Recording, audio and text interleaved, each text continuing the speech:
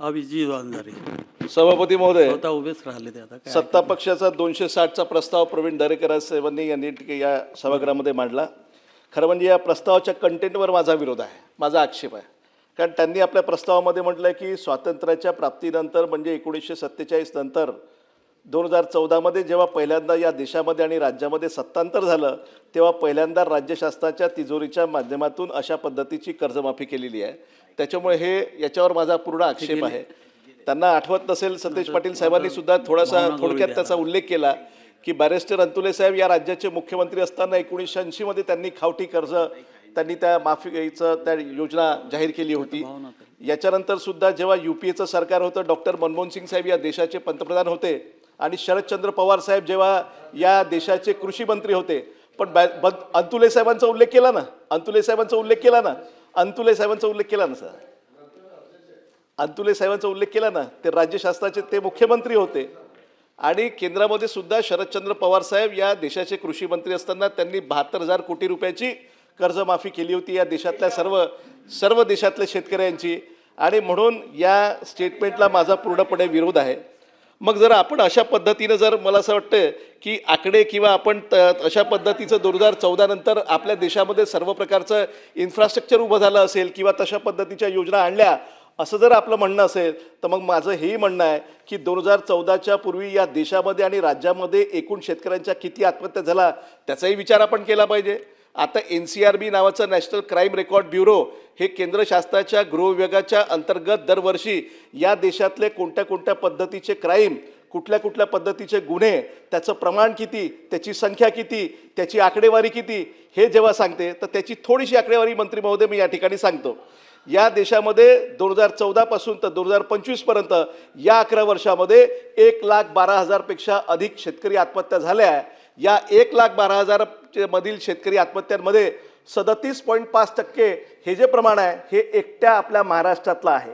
इतर बाबतीमध्ये महाराष्ट्र इतर राज्यांच्या तुलनेमध्ये आपल्या साईजप्रमाणे, आपल्या पॉप्युलेशनप्रमाणे, आपल्या लोकसंख्येप्रमाणे, आपल्या इन्फ्रास्ट्रक्चरप्रमाणे याचं जर प्रमाण याची तुलना केली तर आपण या सर्वांमध्ये अव्वल आहे. पण दुर्दैवाने शेतकरी आत्महत्येमध्ये सुद्धा तामिळनाडू असेल, आंध्र प्रदेश असेल किंवा कर्नाटक असेल किंवा मध्य प्रदेश असेल किंवा राजस्थान असेल किंवा गुजरात असेल, याही राज्याच्या तुलनेमध्ये अव्वल नंबर आपला महाराष्ट्राचा आहे.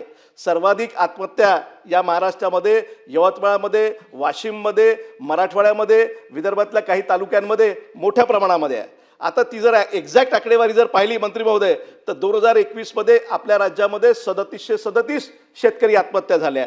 2022मध्ये 3824 शेतकऱ्यांच्या आत्महत्या आपल्या राज्यामध्ये झाल्या. 2023मध्ये 4151 शेतकरी आत्महत्या झाल्या. 2024मध्ये 6093 झाल्या आणि 2025मध्ये 6013 आत्महत्या आपल्या राज्यामध्ये झाल्या. मग 2014 पासून देशापासून तर गल्लीपासून तर दिल्लीपर्यंत दादा तुमची सत्ता आहे, भारतीय जनता पार्टीची सत्ता आहे. तर मग ती सत्ता इथे पण मोठ्या प्रमाणामध्ये होती. फक्त 2.5 वर्षाचा महाविकास आघाडीचा कार्यकाळ सोडला तर मग याही सगळ्या काळामध्ये मोठ्या प्रमाणामध्ये शेतकरी आत्महत्या झालेल्या आहे. मग ते इथं आकडे आपण तपासले पाहिजे ना. आणि म्हणून ही जी काही कर्जमाफी आता आपण जाहीर केलेली आहे हा काही पहिला प्रयोग नाही. खरं म्हणजे 2017मध्ये देवेंद्र फडणवीस साहेब या राज्याचे मुख्यमंत्री असताना त्यांनी जी कर्जमाफी केली होती त्याच्यामधले आणि उद्धव ठाकरे साहेब या राज्याचे मुख्यमंत्री असताना महाविकास आघाडी सरकारच्या काळामध्ये जी शेतकरीची कर्जमाफी आपण केली होती त्याच्यामधले सुद्धा अनेकांना त्यांच्या खात्यामध्ये पैसे मिळालेले नाही.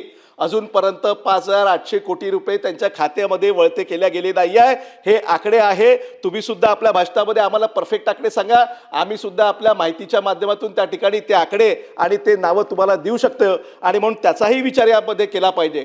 खरं म्हणजे आपल्या अर्थसंकल्पामध्ये किंवा आपल्या पुरवणी मागण्यामध्ये आता इतक्या वर्षापासून सातत्याने आपण पुरवणी मागण्या मांडतोय आणि याही याच्यामध्ये पुरवणी मागण्यामध्ये आपण तो अव्वल दर्जा गाठलेला आहे. कारण पहिलेच्या काळामध्ये 10% किंवा 11% किंवा खूप झालं तर 14% वर कधीही आपण पुरवणी मागण्या सादर केल्या नाही. परंतु भारतीय जनता पार्टीची सत्ता असल्यानंतर सातत्याने अर्थसंकल्प अधिवेशनामध्ये जी मूळ तरतूद आपण करतो त्याच्या व्यतिरिक्त आपण 23% पुरवणी मागण्या या राज्याच्या तिजोरीच्या माध्यमातून आपण त्या ठिकाणी केलेल्या आहे. आणि मग या पुरवणी मागण्या सादर करताना किंवा मंजूर करताना या शेतकऱ्यांची आपल्याला आठवण झाली नाही का? ज्या 2017च्या कर्जमाफीमध्ये जे राहिलेले शेतकरी आहेत, 2019मध्ये 20मध्ये झालेली कर्जमाफी